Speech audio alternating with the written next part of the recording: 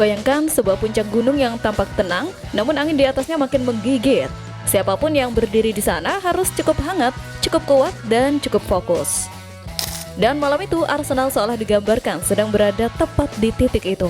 Mereka memandang ke bawah sambil merasakan sedikit dingin dari ketinggian yang baru mereka rebut.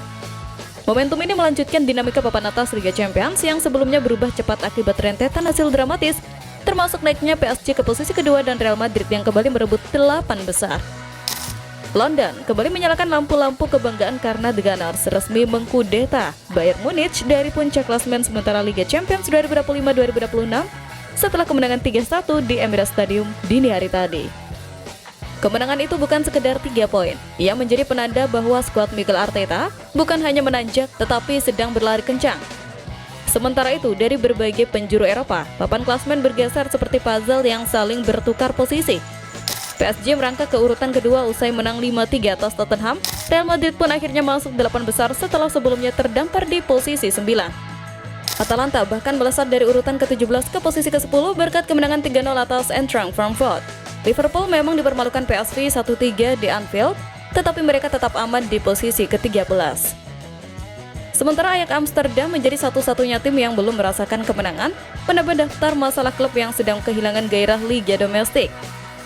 Di tengah dinamika itu, Arsenal menjadi satu-satunya tim yang masih memiliki rekor 100% kemenangan di fase grup. Mereka meraih 15 poin dari 5 laga, berdiri sendiri di puncak tanpa noda. Gol-gol kemenangan Arsenal dicetak oleh Jurrien Timber pada menit 22, Noni Madueke pada menit 69, dan Gabriel Martinelli pada menit 76. Bayern hanya membalas lewat wonderkid mereka, Karl Renard, pada menit 32. Meski Bayern memegang 60% penguasaan bola, tekanan mereka tak cukup kuat untuk mengubah hasil akhir. Lebih lanjut, pertandingan ini menjadi lanjutan dari dominasi-dominasi kecil yang sebelumnya bergeser di papan klasemen, sekaligus menegaskan bahwa puncak baru yang diraih Arsenal tidak datang dengan mudah. Pada laga ini, Bayern sebenarnya memegang kendali permainan di awal babak pertama.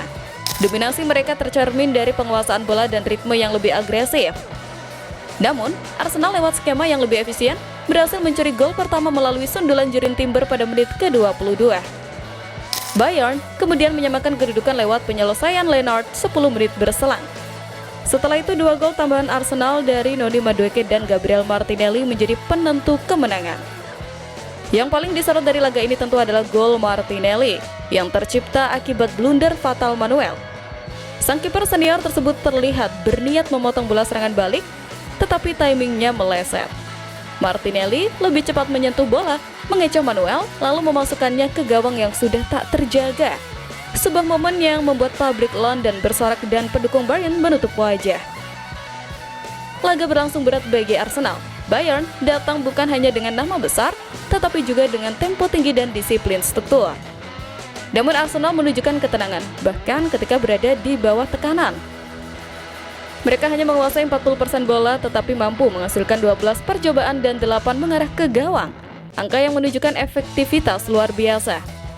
Bayern sebaliknya hanya mampu melepaskan 8 percobaan dengan 2 tepat sasaran. Selain blunder Manuel, cerita besar lainnya datang dari sosok yang biasanya menjadi pusat perhatian, Harry Kane. Striker Inggris itu seperti hilang di panggung yang seharusnya sangat akrab baginya. Kane tampil penuh 90 menit tetapi kontribusinya nyaris tak terlihat.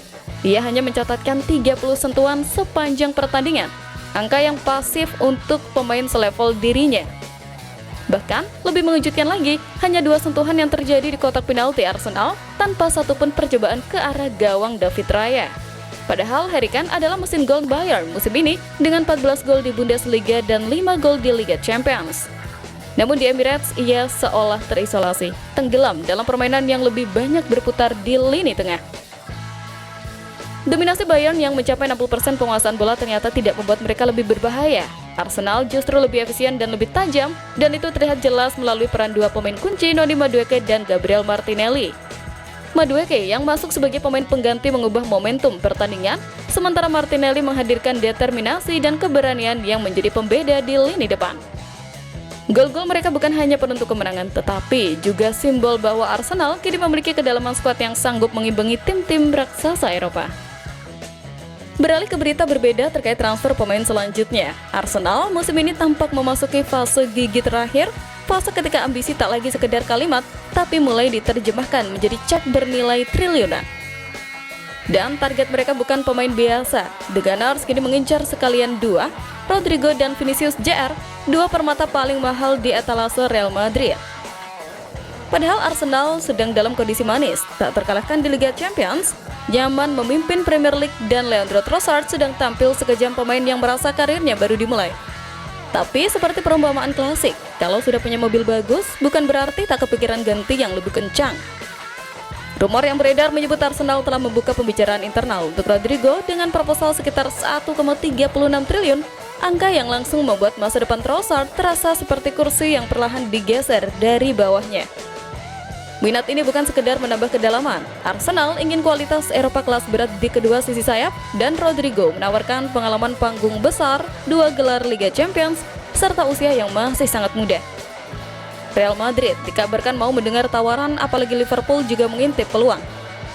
Trossard memang tampil menggila musim ini, tetapi sejarah sepak bola sudah sering membuktikan statistik bagus tidak selalu cukup untuk menang melawan nama yang lebih muda, lebih mahal, dan lebih global. Namun, saga tidak berhenti di Rodrigo. Di saat situasi internal Madrid memanas karena ego, ekspektasi, dan kedatangan Mbappe, Arsenal melihat celah lain. Vinicius Jr. Laporan dari Spanyol menyebut hubungan sang winger dengan internal klub tidak lagi hangat. Ada rasa frustasi dari dua sisi, terutama karena perannya yang mulai bergeser dan posisi yang kini tumpang tindih dengan Rodrigo maupun Mbappe. Arsenal disebut menyiapkan proposal yang nilainya bisa tembus 2,6 sampai 3,4 triliun. Sesuatu yang bisa menjadi transfer terbesar klub sepanjang sejarah. Arteta memandang Vinicius sebagai katalis yang hilang, kecepatan ekstrim, kreativitas instan, dan mental panggung besar, elemen yang membuat Arsenal sering kalah tipis dari Manchester City. Jika Madrid mau membuka pintu bahkan hanya sedikit, Arsenal siap menerobosnya. Dalam satu garis besar, Arsenal sedang membangun tim yang bukan hanya menantang City, tapi membuat mereka gelisah. Dua winger terbaik Madrid dalam satu radar, itu bukan rumor kecil, itu deklarasi niat. The Gunners ingin naik kelas dan kali ini mereka ingin melompat.